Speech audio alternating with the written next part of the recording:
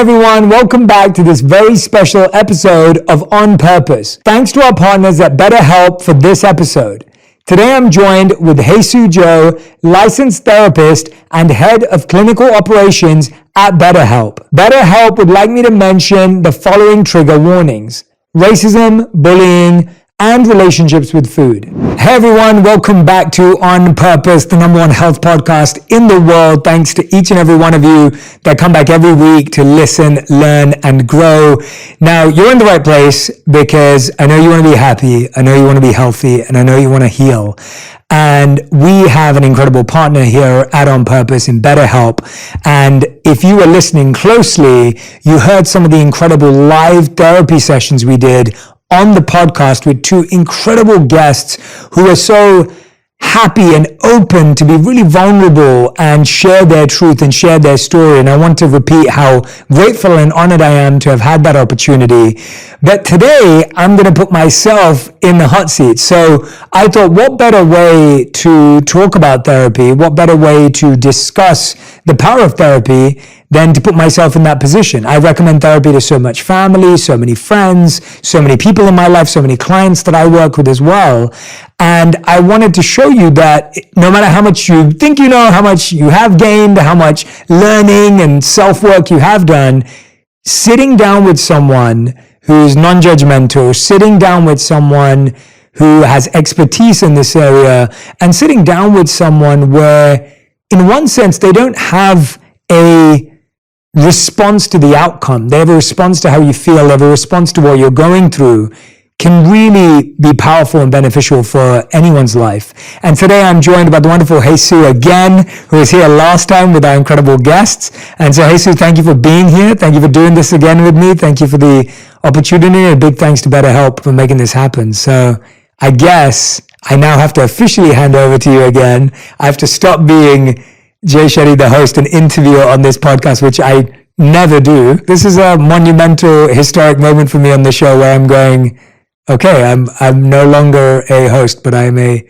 client and patient. That's exciting. I'm honored. I'm trying to tell myself now the pressure's not on. I'm really grateful that you're opening up in this way and inviting people into who you are, because I think that's going to be such a powerful way for people to get to witness what they might experience in a session themselves. Thank you. Yes, that's my hope. My hope is twofold. My external reason for doing this is that people will get a sense of what therapy looks like, because I think we keep hearing about, oh, I went to therapy, or my therapist said this, and people don't know what that means. And the internal reason for doing this is because I think I just genuinely love getting the opportunity to self-reflect and try and find if there's anything else that I've missed or something that I haven't worked on. And so I think there's two reasons for doing this. It's not just, I don't want anyone to think this is performative or the idea of just showing you what it looks like. I'm genuinely doing it as I'm in this seat, and I'm going to open up and be honest based on the questions that you have, as I would in a therapy session. All right. Well, I'm glad we're here talking today about whatever it is that you'd like to get into. So a lot of times I do start exploring with new clients things from childhood, things from early life experiences. And a lot of people might wonder why therapists do that. So I think it's important for therapists to remember to explain these things. And that's called rationale, providing rationale as to why we're about to go into something. Even though some people might want to deny it, or some people may not realize, so much of our childhood ends up manifesting in the way that we communicate with other people in our adulthood, the ways that we connect with folks. And so it's really important for me as a therapist to start painting this picture of who you were then, because that little kid is still inside of you now.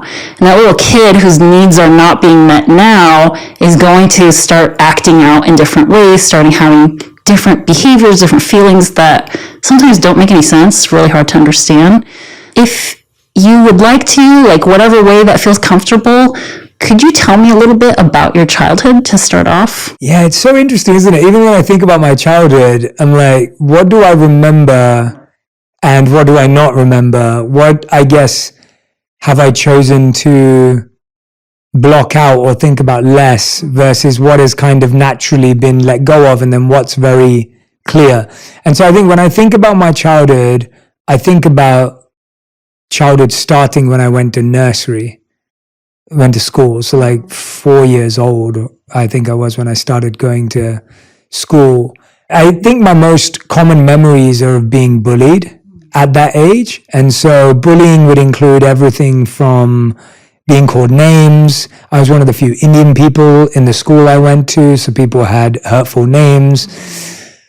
I was quite overweight as a child, and so I'd always be teased about my weight and, jokes of such. And then I was also trained by my parents to do well at school. So at home, it was all about grades and exams and about doing well.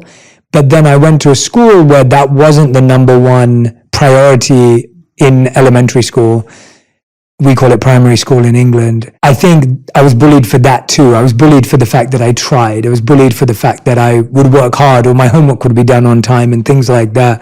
And so there were so many different things I was getting bullied for. And the bullying started with words and names and things like that. But then it kind of evolved as we grew older into, I remember being like, I don't know what you call them here, and maybe it's the same thing, but we had like big bushes of stinging nettles. Basically, it's a plant where if you touch it, you'd feel like a negative reaction to it. I remember being pushed into this bush like repeatedly, and for no other reason apart from the color of my skin and for my weight or size. And then I remember being beaten up multiple times as well. So I'd be at school, I'd be in the playground, I'd get beaten up at lunchtime, and that was a recurring thing. Like, I don't remember that happening just once. I remember it happening again and again and again, and I've probably never talked about it this openly or this much before.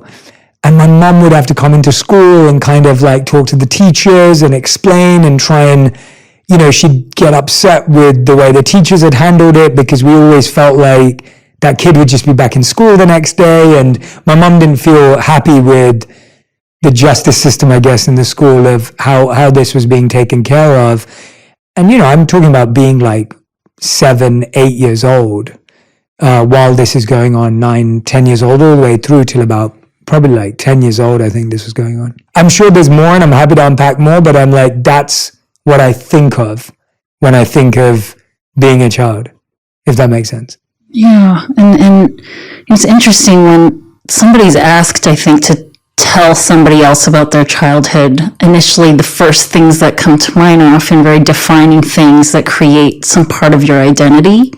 You mentioned something about like, there's things I remember, there's probably things I don't remember, things that maybe I've pushed away. And for this to be the first thing that comes to your mind makes me very sad. It makes me very sad for little Jay. That's trauma. It's to experience trauma repeatedly over and over again. Little kids, school is their world. School is shaping their worldview. And to live day in and day out being afraid of going into the place that's supposed to be one of the safest places for school, I can see that turning into becoming an adult that feels like the world is unsafe, that people are untrustworthy. I cannot let other people in. I have to be very, very discerning about who I connect with, because it sounds like folks that maybe you had attempted to connect with turned around and pushed you into stinging nettles. I think at that time I just felt quite alienated in school. I wouldn't say it was people I didn't feel a sense of betrayal at that age. It was more just kids that I knew or didn't know. It was more neutral, I'd say. But it kind of changed when somehow, like, I was like considered the dorkiest overweight kid in school, like that's how I was referred to. And then I became friends somehow with the toughest kid in school who no one would argue with. And I don't know why he became my friend till this day. I'd love to ask him. His name's Ian. And Ian and I became best friends, and we bonded over football, soccer, and we bonded over just, I don't know what, I think that was it. I think it was as simple as like, what football team do you support? And then we supported the same team. And so then that became our like, and I guess when you're that age, there's not much more to your personality. And so, but me and him became best friends. And then all of a sudden, no one would want to fight with me because he was my best friend. And he was really tough. And when I say tough, I mean like, he was short and not like, you wouldn't consider him to be strong, but he was someone who just was extremely powerful. You would not want to get into a fight with him. And we became friends. And then from that day, I felt far more protected and kind of safer because he was around and that he'd get involved if anyone was to cross the line. I'm glad that you had that moment of meeting someone, so that it sounds like the next years were not as brutal. Yeah, definitely. I mean, what do you remember about coming home after these days that you were just ostracized or picked on and even beat up, like you said? Did you want to go back to school the next day, or like how did you feel about school in general? Yeah, I think it's really interesting, and when you were saying you were sad earlier, I was like, I don't genuinely have sad memories in the sense of, I think I felt so loved by my mom, and her values, or my parents' values of me doing well at school, were so ingrained that I remember being scared of going to school, for sure. And I remember not wanting to go to school every day because of this, for sure. That is definitely there. And I never missed a day. I would go back. So it wasn't that I actually took days off. I would go back the next day, even when I was scared. And I think my parents were very much like, school's about doing well. We'll take care of this. This doesn't, not that it doesn't matter in the sense that it's not important. It's that this isn't why you're there. You're not going there for those people. You're going there for your future. I think there was a lot of love from my parents. My home with my mom especially felt extremely safe. Like I feel like she created like this really beautiful, loving environment where I felt protected. And even when I felt embarrassed, there were times I felt embarrassed when your mom comes and saves the day at school. Like that's massively embarrassing as a kid. Mm-hmm. But now when I look back, I think I look back in that in a healthy way where I'm like, oh no, my mom had my back. She always turned up. She never made me feel unloved. She never let me feel that me being overweight or a color of my skin was a disadvantage. And I think that's what was interesting, is that when I think about my parents, they never made me feel that the color of my skin was a disadvantage. They were just like, this is just who you are. So it wasn't a good thing or a bad thing. It's just, this is who you are. And I think that at least helped me, is what I can say. That helped me, because I don't think then I ever saw myself as better or worse than people. I just saw myself as I am. And so I think there were a lot of good values in there, maybe not even consciously from my parents, but at least ones that I feel I've extrapolated by reflection, where I'm like, oh yeah, like, my parents never said, oh yeah, they do that because we're Indian. And they didn't tell me stories like that. Like I don't think my parents ever told me what they went through until I got older and I asked them. Like my mom and dad were both bullied for being Indian, and my mom moved to London when she was 16. And so, she went through a lot when she moved to London. And so I don't even think they ever told me those stories. So they didn't, for me at least, I feel they didn't reinforce what was going on. Not that they thought what was going on was okay, but they were trying to defend me, the human, not me because I was overweight, because of what color of my skin. So it wasn't like, oh, well, you need to lose weight, or those weren't the topics of conversation, if that makes sense. Resilience was being built for you at home, with love, with presence, with support from your family. You even said that there's things that you're probably learning out of this that they weren't making very explicit. And something I was thinking of is even like this thing of, you're going back to school because even though this difficult thing is happening, there's a reason and there's a bigger purpose, and there's something about your future that's important, and that's why you're going to keep going back. There's a big lesson in that for all of us. It's even when something is very difficult, something doesn't feel good, something is scary, when there's this other meaning or this other reason to keep doing it, you muster up something inside of you to continue, to keep going. That is resilience, and that's persistence. That's something that everybody needs, I think, to achieve whatever they want to. So it sounds like you were both struggling with something in a social sense with a lot of other kids, but also building something inside outwardly that a lot of people don't have the opportunity to really encounter. That feels right now. And of course, I wish I could go back and put myself in the mindset of that day and be like, how did I feel that day? And I'm sure I felt scared, and I'm sure I felt embarrassed. I'm sure I didn't feel like I do now, where I'm like, I was developing resilience, I'm sure I don't, now I feel like that, but I'm sure when I was there that day, I just felt like this is the worst thing ever. I'm sure there were days like that. They just don't seem to be the thoughts that have stayed with me. I think the thoughts that I took away were just, kids were mean. It was a tough time. Definitely, there were some really tough days. I remember this was a bit later on. I think we were in 6th grade, just before you go to high school. And so I remember this is by the time I felt that I wasn't getting beaten up anymore. So at least the violence had stopped, right? Like the physical abuse had stopped. You know, coming home with a black eye and like having your clothes ripped and stuff like that definitely can't have been fun.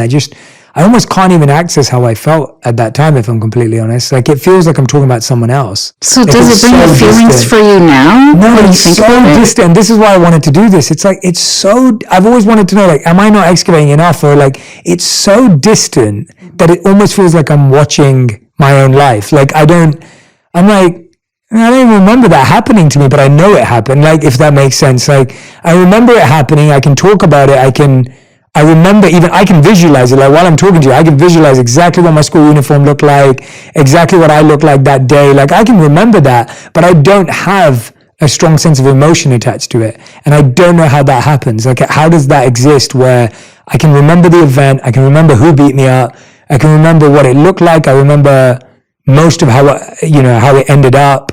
I remember telling my mom about it, but I can do it almost without any sense of pain. And I don't know how that exists. Do you think that someone is supposed to feel a certain way with that kind of stuff? And how are you supposed to feel? That's a great question. And I think I often struggle with that, where when I look at previous struggles in my life, and I think I look at most of them the way I just explained to you now, I think sometimes I feel guilty that I don't feel bad about bad stuff that happened to me. But I don't. Not that I'm not saying it's okay or that I condone it or that I definitely don't reflect this onto other people. And I think that's where I don't look at it. I never think, oh, I went through hard times and I'm fine, so everyone should be fine. Obviously, I wouldn't be doing the work I'm doing today if I felt that way. I sometimes wonder, I'm like, why don't I feel bad? And me and my best friend will often talk about this because he has a similar take on it. And we're always asking ourselves that question. It's like, what's wrong with us? Like, why do we not feel worse about what we went through? Because a lot of people might feel worse. So I think, yeah, you're right. I feel guilty sometimes. I'm like, well, maybe I should feel more pain because of what happened. Or sometimes I question, I'm like, am I closing myself off from it? Am I defending myself from a really bad trauma? Am I protecting myself from something I don't know? Like, I'll ask those questions sometimes and the answer doesn't go anywhere. I'll like sit there and I'm like, no, I'm good. I'm fine. Some part of you seems to think that you are supposed to feel something different than you feel now. And I think the reality is, like, you feel what you feel and sometimes you don't. And sometimes you did feel something and you don't remember. And I'm understanding you're like kind of wondering, did I feel something and I just pushed it away? If that's the reality. If that's the reality, we may never know, right? Like, I don't know of the technology yet to be able to access something like that in a mental time travel type of thing. But I think even now, like, when we think about repression of memories or like the avoidance of painful past, these things are coping mechanisms. And even if we're not consciously aware of this stuff happening, it makes sense for a very powerful psyche to try to protect us from something. And, you know, if you and your best friend, as an example, are now reliving a painful memory and those feelings on a constant basis, would you be able to do anything, accomplish anything? Like, those that are sulking in the pain of yesterday are often the ones that are unable to propel themselves towards something better for today and tomorrow. It's very evident that you're doing very well for today and tomorrow all the time, not just for you, but for so many other people. If anything, it seems like a protective factor, maybe that you're not really aware of, to separate yourself from the feelings that you probably may have experienced at that time. We as people are so interesting in that way because, you know, we remember some stuff and don't. And some things we think we don't remember, but then something triggers a memory, right? Like, somebody mentions something, and I'm sure we've all had that experience of like, oh my God, I haven't thought about this thing in so long, but you just unlocked something. So I don't think we necessarily need to live our lives like searching for all the things to unlock the past. That's helpful, especially if our present moment is still something that we're thriving in, something that we're able to share good things with other people with. So that's helpful. That's very helpful. That's very reassuring. I think a lot of people, I often talk to people about the difference between thinking and overthinking. And I think there is something to be said for like that over-analysis, the overthinking of trying to find something. And it's like, well, I can't. I can see connections in how being bullied led to me definitely at an early age becoming more empathetic. Like, I saw myself I really got upset or would feel other people's pain early on if someone was being bullied around me. So I could deal with it, but it's like if we were sitting in a group and someone was bullying you, I would be very protective of you, and I would sense that very early because I could tell how this person felt towards you, and then I would be like, oh, I wouldn't want to go through that, and then I would stand up for the person, or I would try and get involved in some way, because I think I know what it felt like to be called names. I know what it felt like to be beaten up. I know what it felt like to have the hurt at that time. And I realized just how sad it was because, the story I was about to tell you was, so I remember in sixth grade, or fifth or sixth grade, I came in late to school. Maybe I had a doctor's appointment, or maybe I was running late with my mom. I can't remember, and I was late. And there was this one girl in our class that everyone had a crush on, right? Sixth grade crush. Everyone, I still remember her name. I even remember how she looked. Like, it's just so clear. It's crazy. That's the kind of stuff I can remember. And so we all had a crush on her in sixth grade. And all the guys had a crush on her. And we would talk about how we all had a crush on her. But I would never talk about it too much because I knew she was out of my league, right? Like, it was that kind of like feeling as a kid. Oh, anyone who's listening, by the way, if you're not watching, I was doing quotation marks around outside of my league. So I would never talk about that, but all the guys knew. And then this day I came in late to school, everyone was like looking at me weird. The girls were laughing, the guys were laughing. And then I was wondering what was going on. And obviously the teacher's speaking, so I can't ask friends, I can't talk in class. And then my friend writes me a note, and he's on the note, it said, we told her that you like her. And so like, not only was she told that I liked her, she was told that I was the only guy who liked her in school. And so none of the other guys owned up to this crush. It was only that I was put out there. And I remember, and this was painful for sure. And I often look to this moment for so much courage. And I think I almost use these events as like, I went through that when I was that age. I can do a lot of stuff today. I remember like I was playing football again, and I think football's my first love. So it kind of turns up in so many of my stories. And I was playing goal. I was never allowed to play on the field because I wasn't mobile or agile enough compared to all the other kids as they thought. So I'd be in goal, and the girls stood behind the goal that day and just called me names for like an hour of lunchtime. And I remember them saying things like, oh, you're so overweight. Can't believe you think that, not she's in your league, but that kind of thing. Like, can't believe you think you could have got her, and that kind of, and that, when I talk about that definitely makes me feel sad. I'm like, yeah, that was painful. Like, that's a memory that I do have emotion attached to, where I'm like, yeah, that felt really, really tough because, like, it's your first crush. I think she's the first girl I've ever had a crush on in my life at the time. And then to be feeling like, I didn't even want her to know. I knew she wasn't in my league. I knew she wasn't. You were trying to prevent this happening. Yeah, I was like, I know that she's far more prettier than I am and cuter than I am and all that stuff. I'm already aware of that. And the last thing I need is to be called out for that. So that definitely, telling that story actually has more pain in it than talking about getting beaten up or the racism, actually. So yeah, I was experiencing a secondhand embarrassment for you. Like, oh God, like that's what you didn't want happening. This experience is like out of your league thing. I think it's like you quoted one of these kids behind you, like, you think you had a chance. It's like, no, I didn't. That's why I didn't want to say anything. Yeah, I didn't. I knew I didn't have a chance. Right. I knew I didn't have a chance. And I would say I actually felt pretty confident about who I was before becoming a teenager. And I'd say actually when I got into my teens, that's where I became less confident. I think up until my teenage years, it was like I was a good student, I worked hard, I was a good son. You know, I can not check all those things off, and I was like, yeah, my identity is very secure. You're sure of those things. I'm sure of those things. So regardless of all this other stuff, I was like, but that doesn't matter. Like, the goal of life at that age was not to get this girl to like me. Like, that wasn't the goal of life. The goal was to get into a good high school. Like, I guess the conditioning of my parents was, you're only here to get into a good high school, to do well in school. And so I think I was so busy with exams and homework and studying really, really hard that I didn't really think anything else was important at the time. I had enough good friends as time has gone on, like a small group, but I had enough friends that I think got me through it now when I look back then. Yeah, you had a support system, you had these factors in your life to kind of outweigh any of the negative stuff you had been going through. I keep thinking of this this overarching theme of being othered.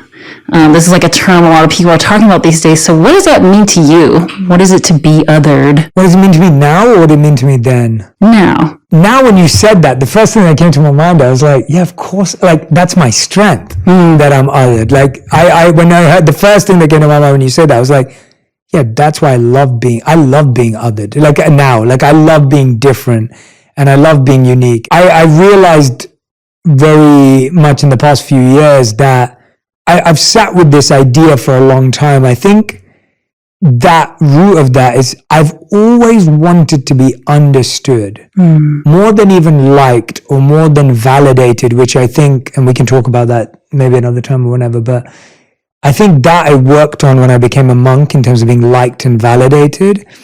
But I think I've always craved to be understood because I consider myself to be someone of, I always say to everyone, like, the only credit I will give myself is that I consider myself to have pure intentions.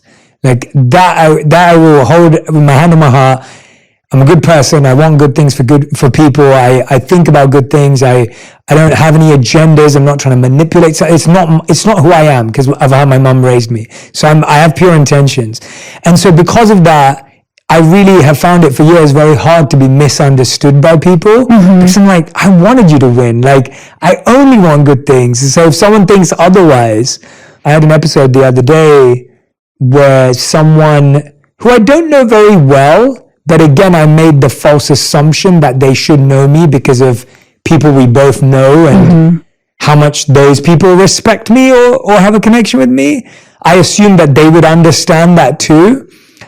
And they were feeling a bit of uneasiness about trusting me on something, and that really upset me. I said to them that my trust and my integrity is all I have. Like, that's what I, like, carry myself on. And so for you to think otherwise upset me. So I guess when I hear othered now, I'm like, I feel to me it means to be misunderstood and not even given a chance to be understood. And now when I reflect on it, I actually realize I don't think anyone will, I'm not sure, I haven't yet come to an understanding of whether anyone has the power to fully understand anyone. It's so hard to understand ourselves. And I think often I hoped people would understand me. But even if I walk into this conversation, I'm like, you're a therapist, you should understand me fully. I think that's a lot of pressure on another human being. And I think even if I told you every detail of my story, point by point, I still don't think someone could fully understand me because it's so big. And so to me today, I see being othered, or the word other, as like a strength because I go, yeah, I am different. And yeah, othered is what led me on this unique path. And othered is what led me to take risks. Maybe if I felt a part of the crew always, I wouldn't have become a monk. And then I wouldn't have quit being a monk to work in the corporate world. And then I wouldn't have quit being in the corporate world to follow my passion and pursue my purpose to share wisdom with others. Like, I've just constantly taken so many risks in my life. And I've constantly felt othered every time I took the risk because how many 22-year-olds were becoming monks and how many 29-year-olds were quitting their safe job to pursue their passion. And so becoming othered has become my strength now.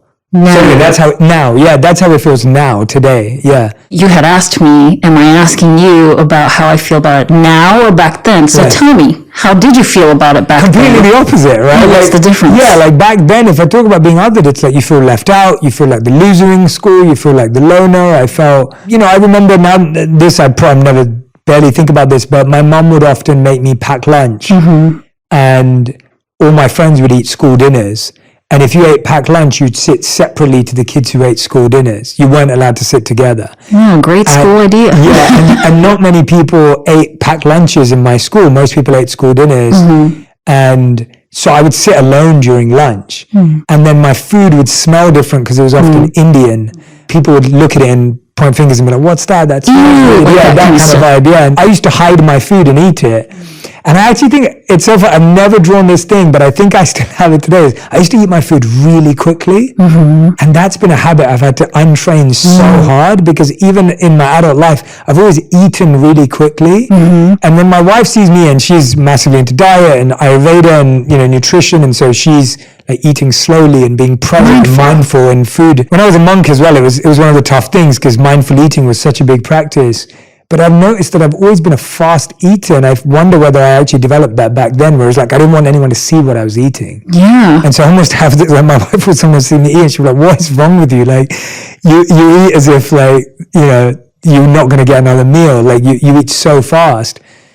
And that's my earliest memory of eating fast, because I didn't want people to see what I was eating. And that's like, the quicker I eat it, the less I'll get judged for it. And so that othering was not, I didn't look at that and go, oh, that's cool. Right, especially at that age. For whatever reason, I think like so much of us feel hardwired to want to belong, to be part of the group, to find acceptance with others.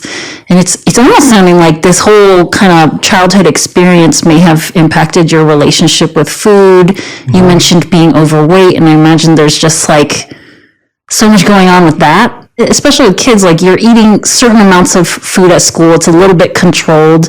It's outside of school that's affecting all of that. Yeah. So there is a stark difference here of your experience with other at that time and your experience now. Yeah. Do you recall like when that shift happened and what contributed to that? I think also for a long time in my physical health, I felt that if I was skinny, I was healthy. I think a lot of people believe that. Idea, which was a terrible idea, right? Like that's not true at all. And so, yeah, I would think as long as I'm skinny, I'm healthy. And then when I went through some health issues, I was like, oh, like that wasn't the right metric to be looking at. But for so long in my teens, that was the metric that I held on to, because that's the only metric that I had for health. My friends always wanted me to be healthy, but I don't think we talked about health in a healthy way necessarily. When I married my wife, that was far more the transition from the food point of view, where I think food became healing and healthier when I married her, which is only 6 years ago.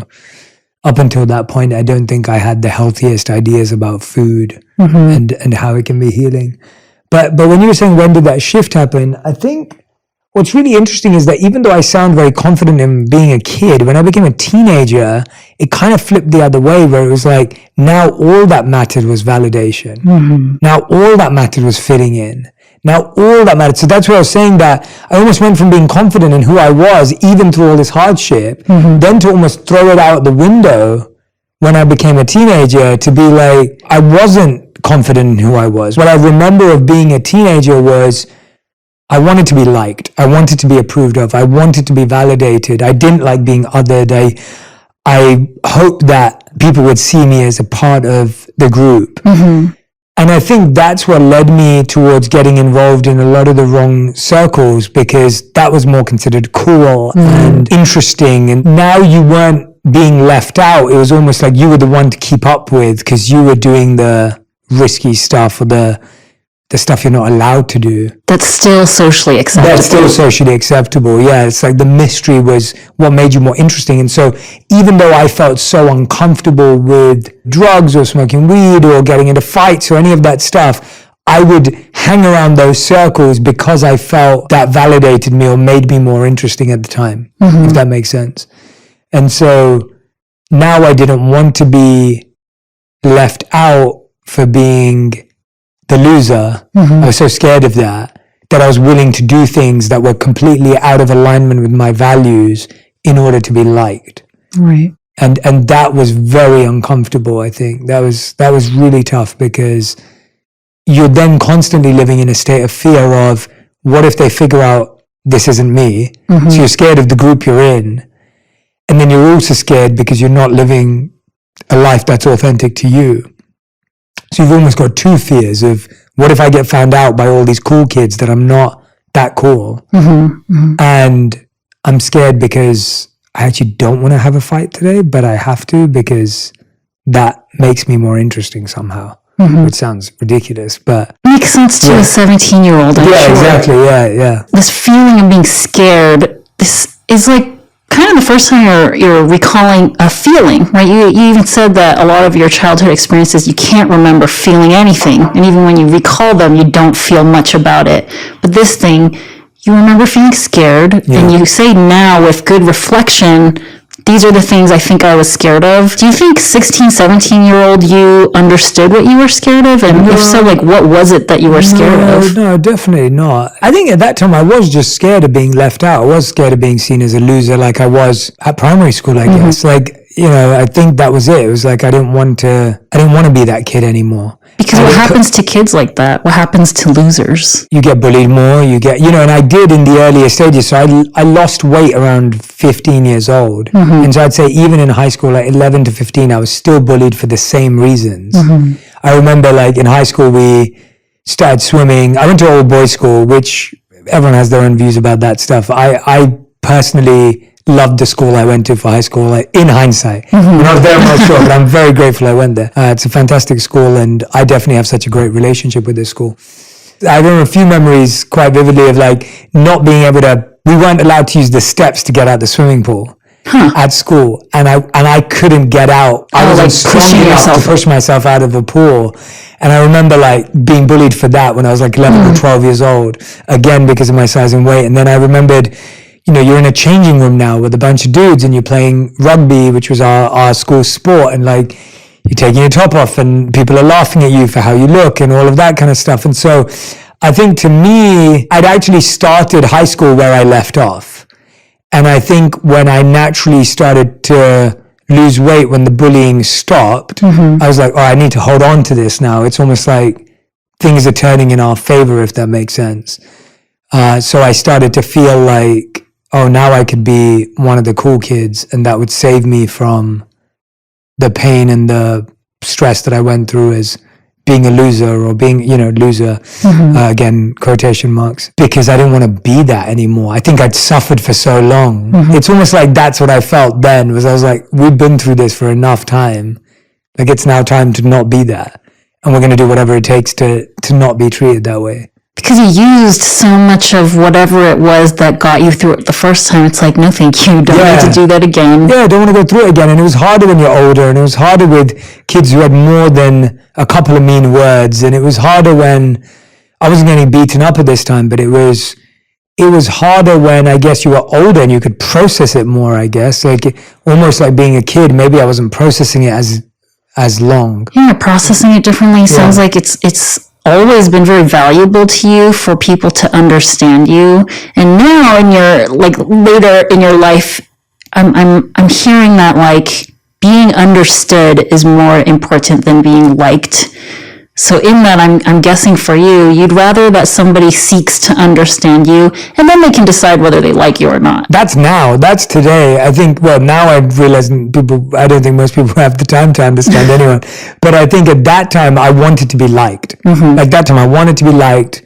I wanted to be popular. I wanted to be validated at the time at school, because I just dealt with the opposite for so long, right? I think I was exhausted. My resilience almost, if I had any resilience at that age, my resilience was exhausted. I was done being resilient. I was like, this is too hard now. Yeah. Like this can't be the next, 7 years or whatever it is. So I think that led me to a lot of bad decisions, because I was just craving people's approval during my teens.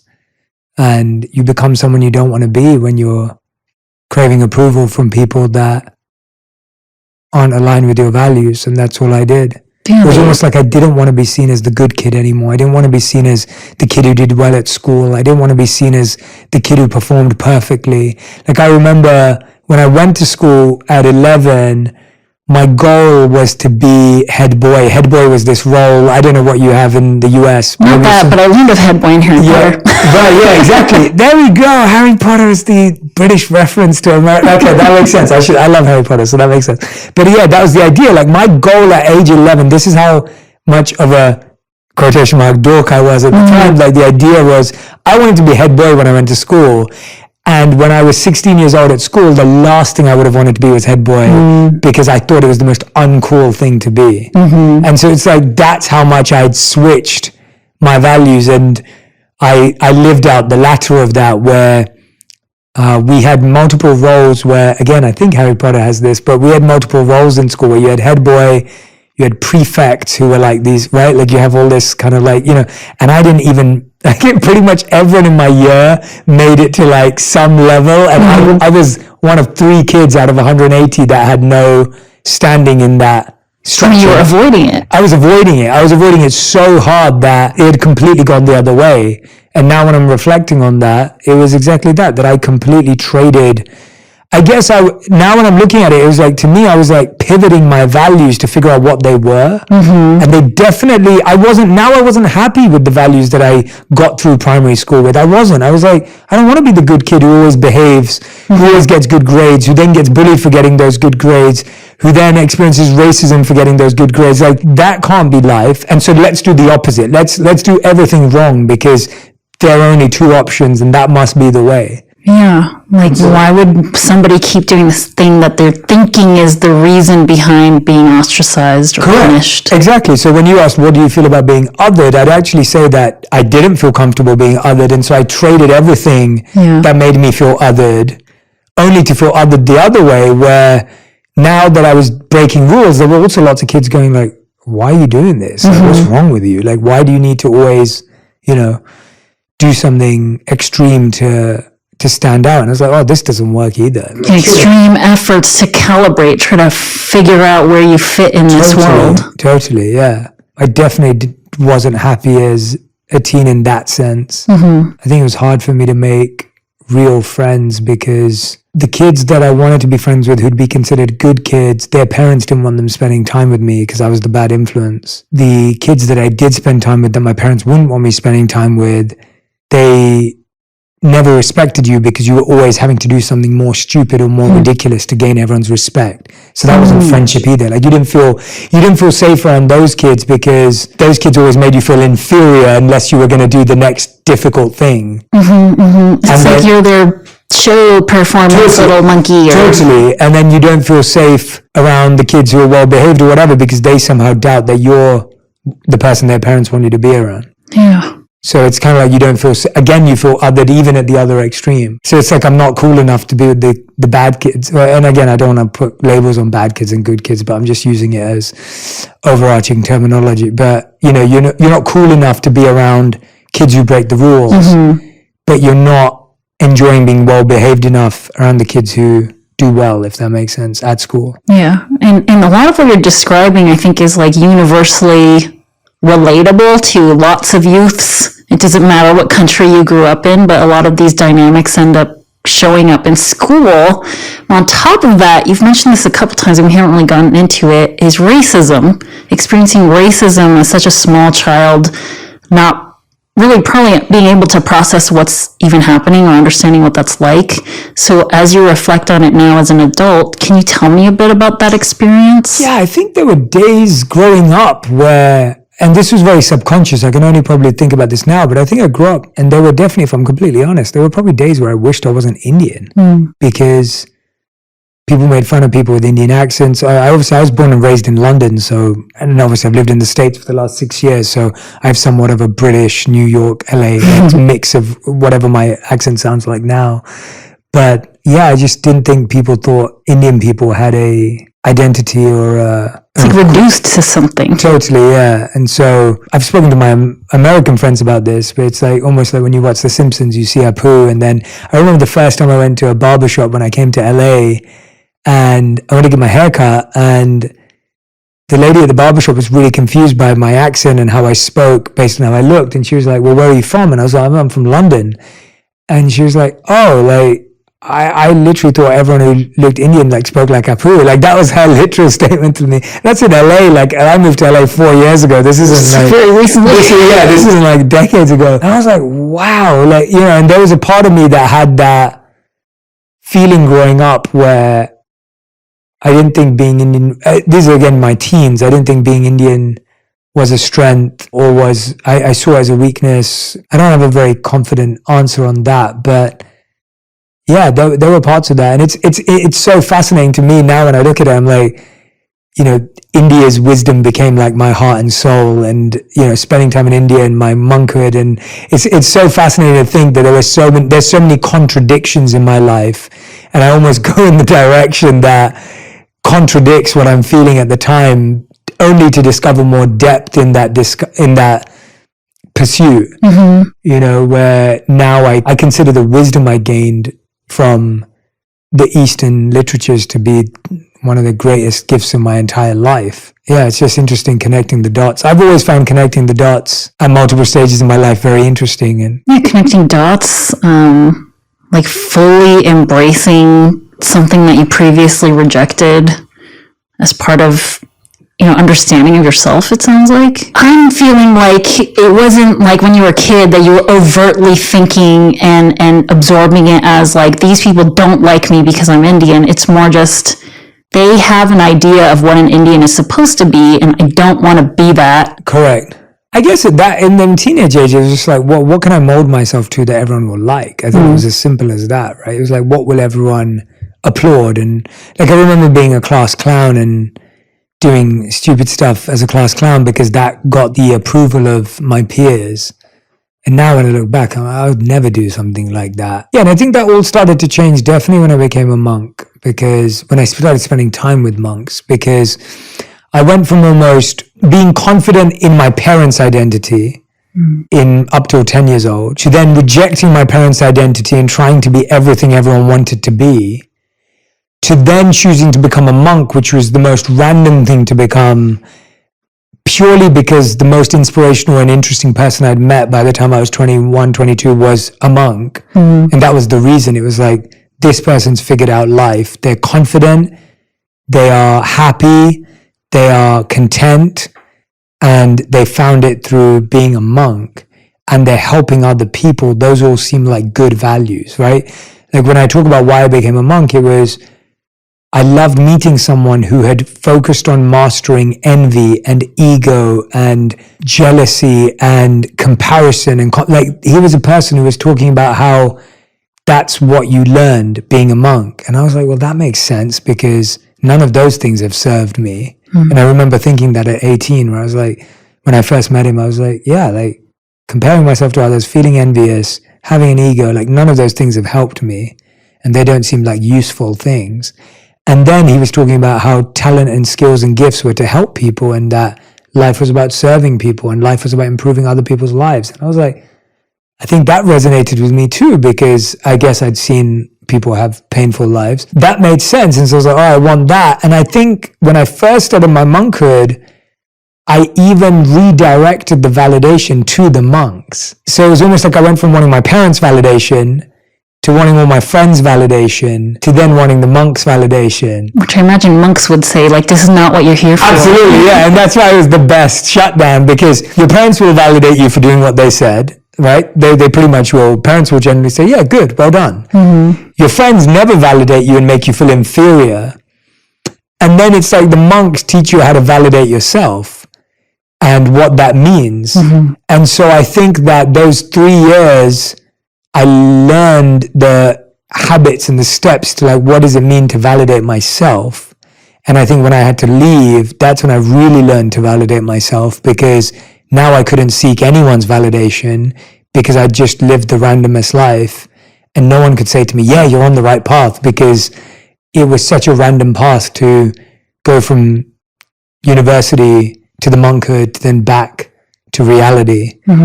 And so I think that was the moment where it clicked for me that the only person who could reassure me was me. And I think that was really tough, being othered again, because the othering then was, before I became a monk, it was, you're never going to get a job again. You're never going to make money again. No one's ever going to marry you. This is the worst decision. You're letting your parents down. You wasted their investment in your education. To then coming back to, we told you so. We knew you wouldn't make it as a monk. You wasted your life. You're now 3 years older. Didn't you see that friend of yours? They just bought a new car. They're getting a mortgage on a house. Like, and you come back to that and you're like, oh, wow, I'm out of place again. And so I think now I've just got so used to being out of place that it's become my place, and I enjoy it now. I I love being out of place. This journey to monkhood, you listed some things about like this inspirational, influential person that you met as a young person. And it's like, that's what I want to be. Or at least it's like, I don't want to be him, but I just want to be someone. I did want to be him, and I failed. I can't. He's so amazing. He's incredible. Yeah, it sounds like that journey turned into from I want to be him to I want to be someone that I want to be. Yes. And those things you listed, like somebody that is not comparing themselves to others, like all these things, that stuff I think often is what leads people to bully other people. So I wonder if there's like some piece of you that wanted to understand the bullies. Yeah, I definitely, I've never been a bully in my life for sure. Like that is never something I became. And even when I'm talking about being a class clown or things like that, it was never, maybe I bullied teachers a bit. So yeah, so I was a bully, but not bully to kids, which is even worse. I feel so terrible. I feel terrible saying that. Yeah, I bullied, we used to be, a class clown is a bully of teachers, but I didn't bully the kids. That doesn't make it any better, but and then now I have good relationships with all those teachers, which is their kindness to me. I went back and apologized to everyone when I learned that I'd messed up. And thankfully, I think most of those teachers have forgiven me and kind of didn't take it. They didn't take it as seriously as I made it out to be, which was really kind of them and nice of them as well. Like they were just like, Jay, you were a kid, like it's fine. But I think I definitely felt at one point that I had to go back and apologize and just not feel like my actions were justified just because I was a kid. You had just mentioned that this inspirational person had all these qualities, right? And it's like, I was thinking while you were saying this, like, oh, those are some of the things that lead people to bully others, right? Is like their comparison stuff and just like the feelings that they have about themselves or not about themselves. And it's like, what do you think of the bullies, I guess, now that you've reflected so much on yourself? What about these people that caused your suffering? Do you think about them? And this is one of those things I feel bad about as well. Like it is something that I don't talk about it because I feel bad about it. It's like, I've just always been a very naturally forgiving person since I was a kid. Like I don't find forgiveness hard. And that's annoying sometimes because it can annoy people I love too. Because I can kind of move on and get on with stuff and understand that people didn't have, I kind of contextually will figure out what they didn't have. Again, forgiveness doesn't mean I allow bad things to happen around me or to people I love. I don't mean in that way. I mean that I've never been one to hold grudges. It's just not how I'm built and not how I'm wired. And so I don't think I wanted to understand the bullies. I think I wanted to help heal the bullies, like, or just, I wanted to help heal myself and I wanted to help heal others. And I wanted the skills to do that because I just saw so much pain for no reason. I think that's how I've always felt. I feel like most conflict and most pain is based on such insignificant, irrelevant desires and emotions. In the sense of, you think about why people fight with each other, or even on a grand scale, like why people do bad things. It's deep trauma, or it's deep issue for them for sure, but it's something that could have been helped if given the right support. And so there's a part of me that just believes that I just didn't want people to have to make bad decisions just because they didn't. I made bad decisions in my life, not because I was a bad person, but because I didn't have good information.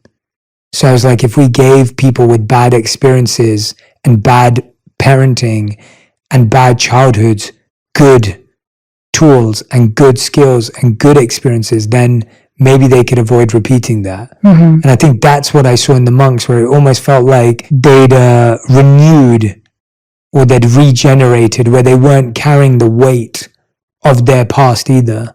And I'm not saying that about every monk in the world. I'm just saying the couple of people that everyone in the monk who is also in hospital, in the sense that they're also all improving. It's not that you're perfect if you're there, but the few people that I'd seen had gone the distance gave me faith that they were happier and more content than the person who's got the fancy job in my city and still feels insecure. Right. It was almost like I think it was more that I was seeing that the method of, I think by 18, I had seen people perfectly follow the academic system to get into a school to do a degree they didn't want to do. And I'd seen friends be extreme, take risks, make mistakes, get into trouble, potentially end up in jail or, something of that. And so it's like, I'd seen the polar opposites of like, here's a kid who does everything wrong, who's ended up here, and here's a kid who does everything right, and they're not happy either. So then how does that make any sense? Like, the person who's ended up in prison or in trouble or got kicked out of school is not happy. And the person who's just got access to the best college in the country is not happy. Like, how does that make sense? And I think that's where I was like, and this guy's happy. Like, what has he figured out? And he's done something completely different, right? He's not followed the status quo, and he's broken the status quo, but in a interesting way. And I don't think that is only gained by being a monk, but it's an interesting idea that fascinated me. Was I didn't want to follow the rules and I didn't want to break the rules. I wanted to find a way to not have rules, or find better rules, or create my own rules, or just like look for freedom of authenticity. You mentioned something about like, I wasn't able to live authentically, and something deep inside of you wanted that. It sounds like really your whole life is about, or has been about, like identifying something that's desirable or undesirable, and either fully embracing or fully rejecting it in order to get closer to this place of just feeling at peace.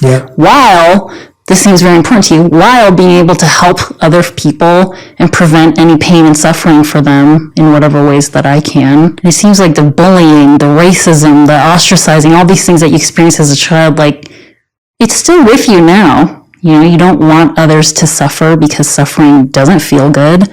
And it seems like you took your suffering and turned it into something that's like really impactful. I would hope so. And I think I did that since I was young.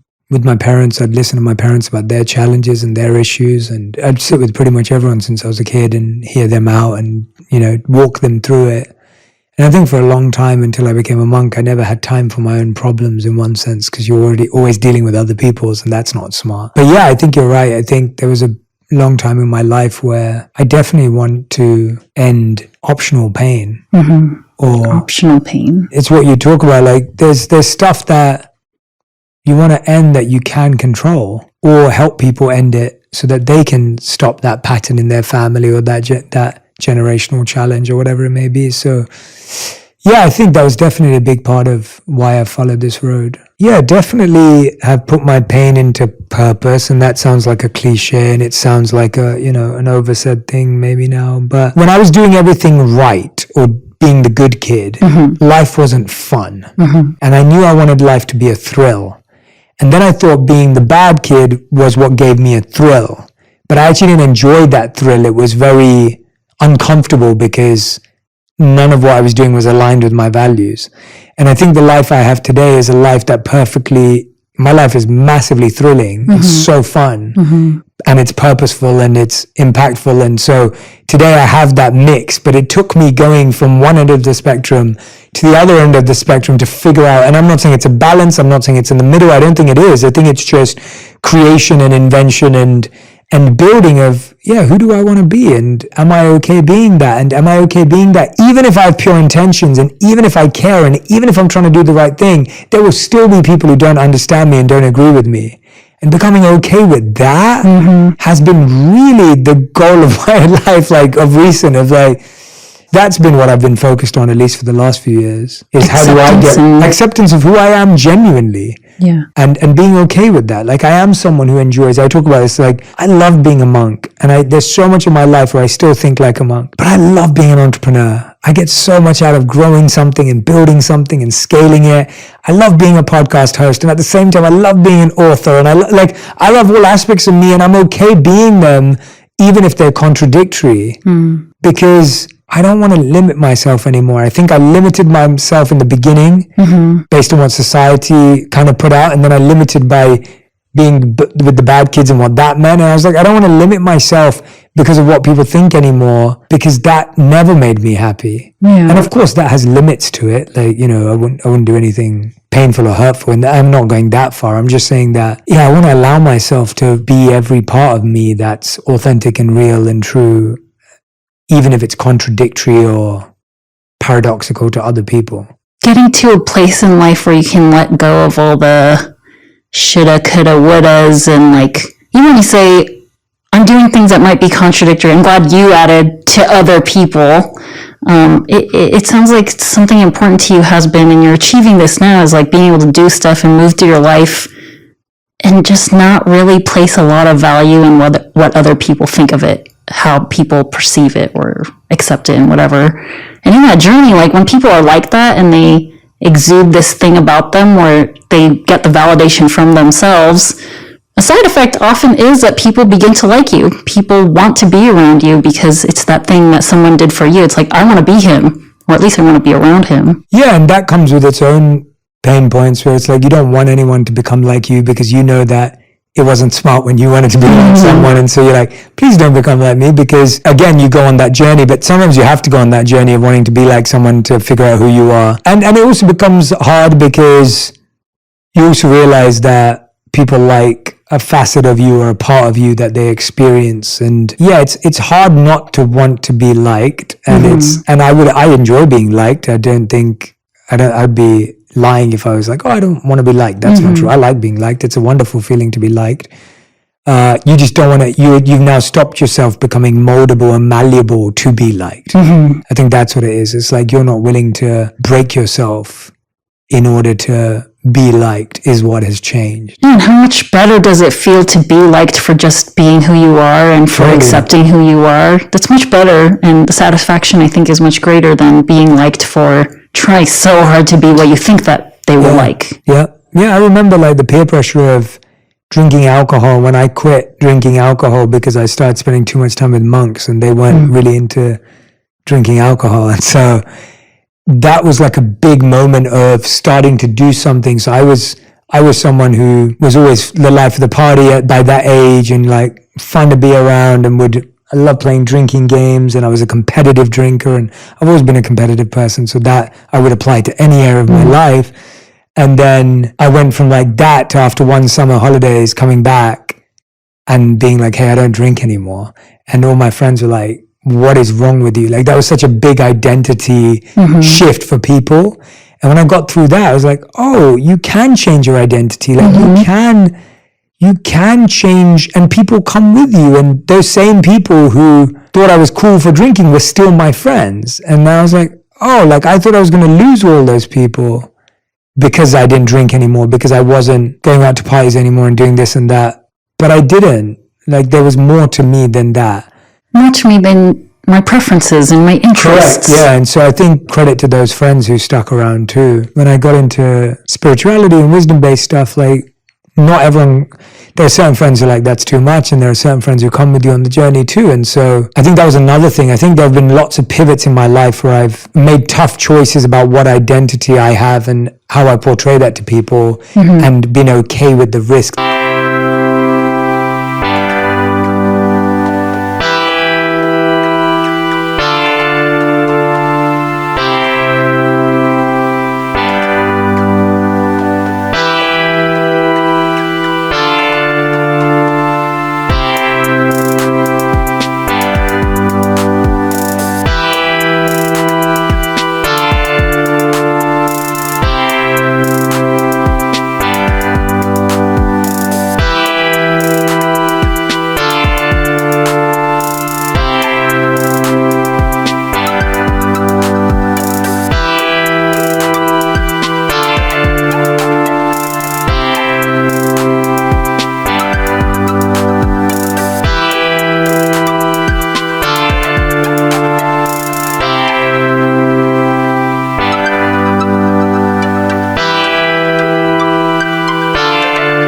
That may mean that I may become irrelevant to some people.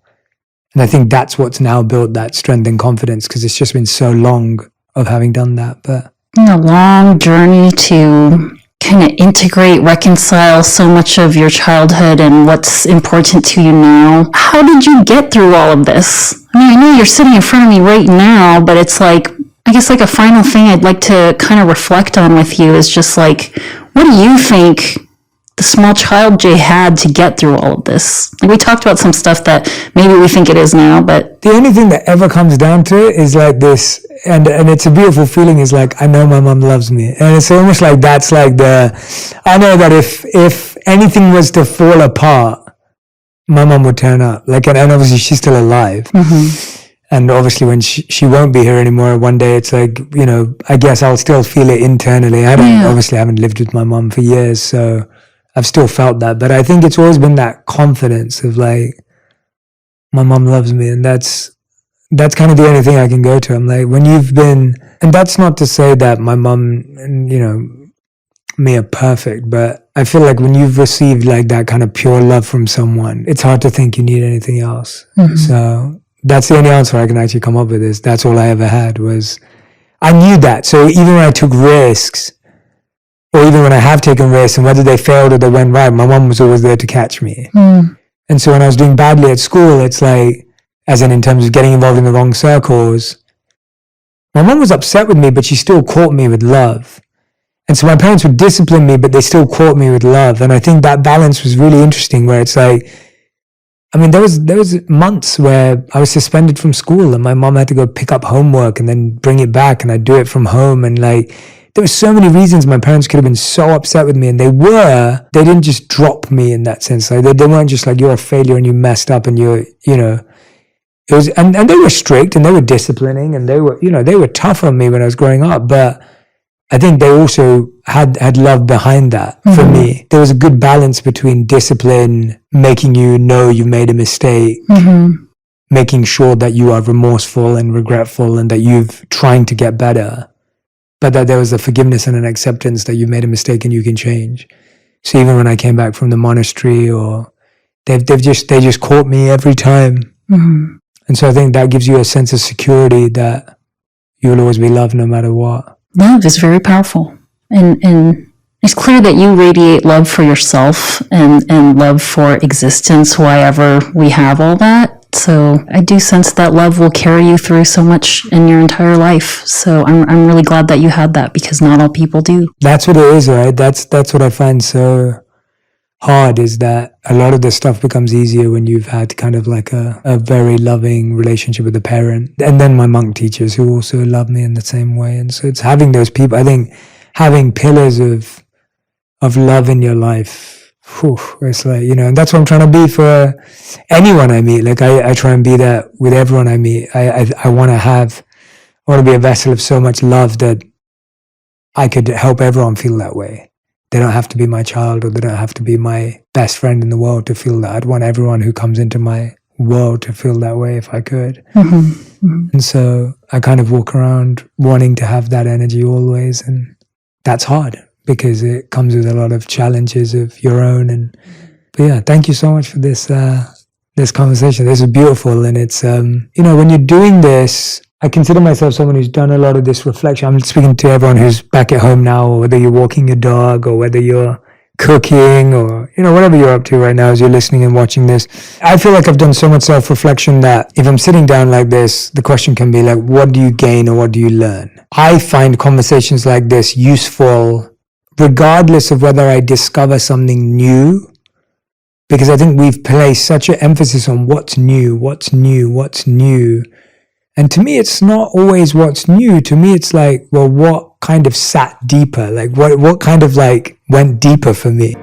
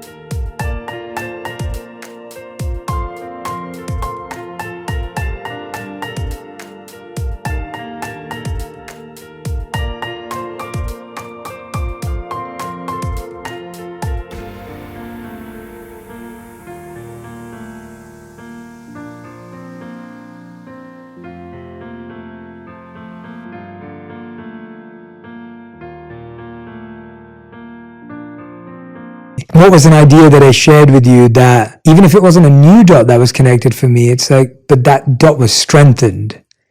And I think of strength and depth more important than new. Again, like I feel like so many ideas I have today got strengthened.